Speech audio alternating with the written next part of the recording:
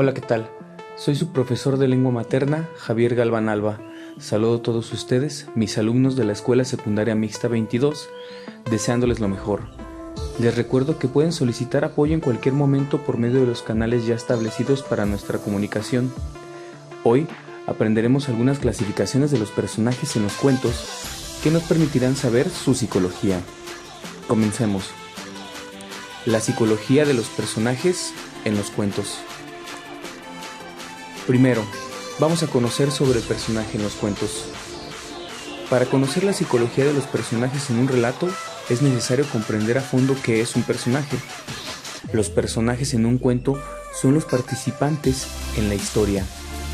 Con las distintas formas de cuentos que existen en el mundo, un personaje puede tratarse no solo de humanos, sino de animales o objetos a los cuales se les agrega personalidad, es decir, se les da una cualidad humana para ser como las personas. Implica que algunos personajes pueden ser plantas, pueden ser animales, pueden ser objetos, como en este caso una bala, pueden ser conceptos o ideas como un fantasma, cualquier forma necesaria para un cuento mientras se le otorgue personalidad.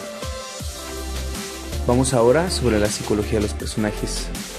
Lo más importante del personaje es descubrir su comportamiento dentro de la historia. Significa que lo que hacen y dicen muestra su psicología.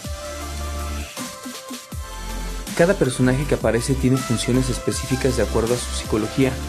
Una de las primeras teorías sobre los personajes en la literatura surge del ruso Vladimir Brod en su Morfología del cuento en 1928. Brod dejó categorías para los personajes de un cuento de acuerdo a sus acciones. Vladimir Brod analizó morfológicamente cuentos en su región, es decir, lo que hizo fue tomar muchos cuentos de donde él vivía, entender las estructuras que los conformaban. Gracias a estas clasificaciones se inicia el análisis sobre los cuentos. A esto se le conoce como formalismo ruso. Vamos a ver ahora nosotros estas clasificaciones de Vladimir Brod. Clasificaciones de Vladimir Brod. La primera de ellas, y la más importante, es el héroe. La segunda, bien amado o deseado. Al decir bien amado se refiere a un bien, como un bien material, un bien emocional, algo de lo que uno puede apropiarse o que le pertenece y le ha sido arrebatado o le hace falta. Ese es el bien amado o deseado.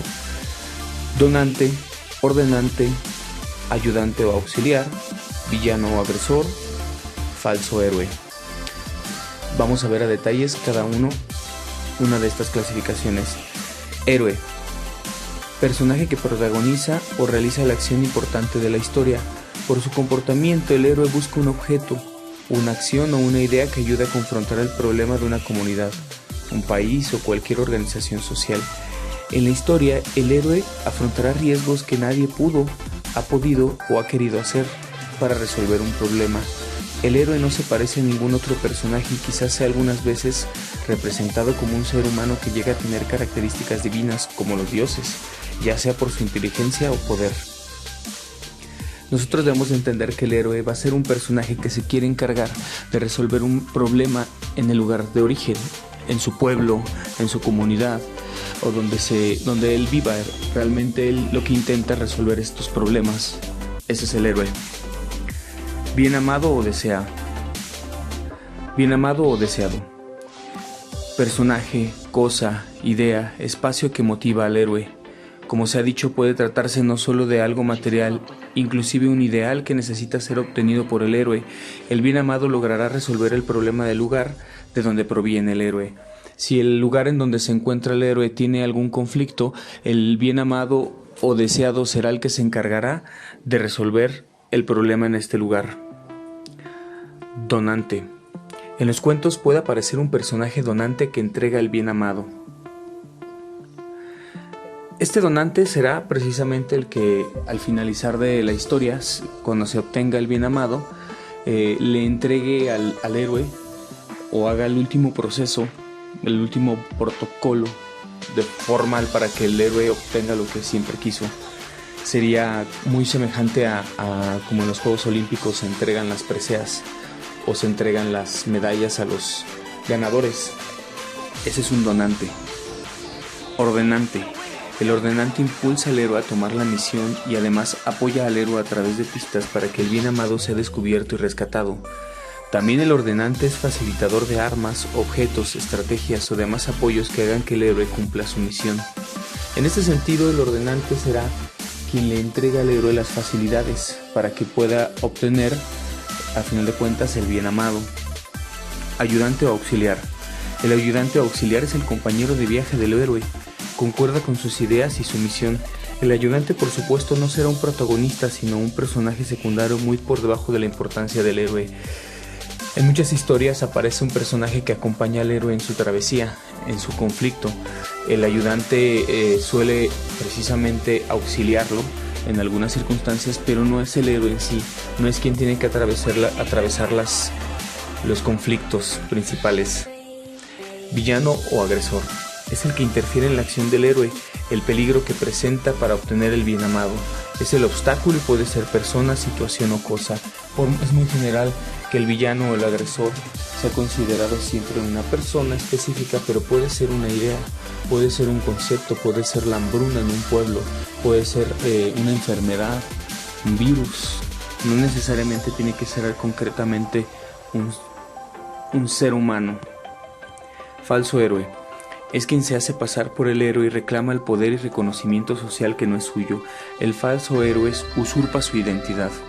En muchas historias se usurpa la identidad del héroe y precisamente es esta clasificación de falso héroe. Puede ser un falso héroe sin necesidad de ser un villano. Puede ser solo un falso héroe ocasional y no tener motivaciones de villano.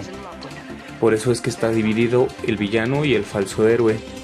Observaciones. Vamos a ver estas últimas observaciones que nos van a permitir entender la clasificación como aparecen en los cuentos dependiendo del que leamos.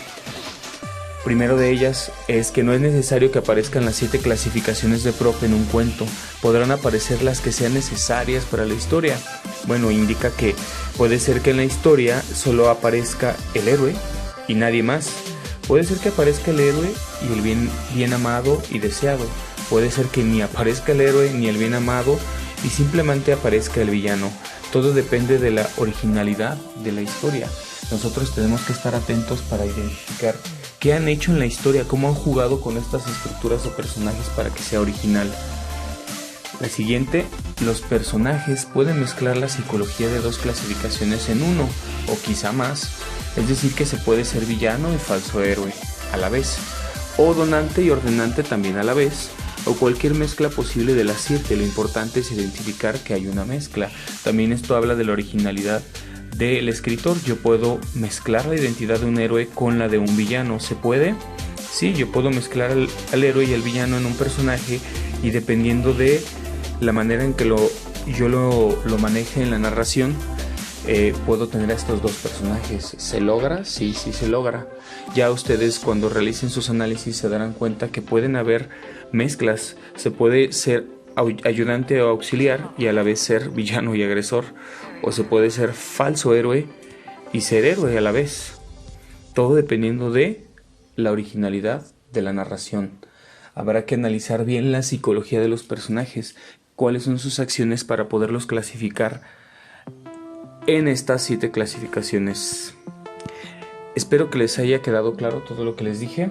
Recuerden, ya saben que pueden localizarme por los medios ya establecidos, los canales que tenemos por Telegram y por supuesto también por la plataforma. Hasta luego.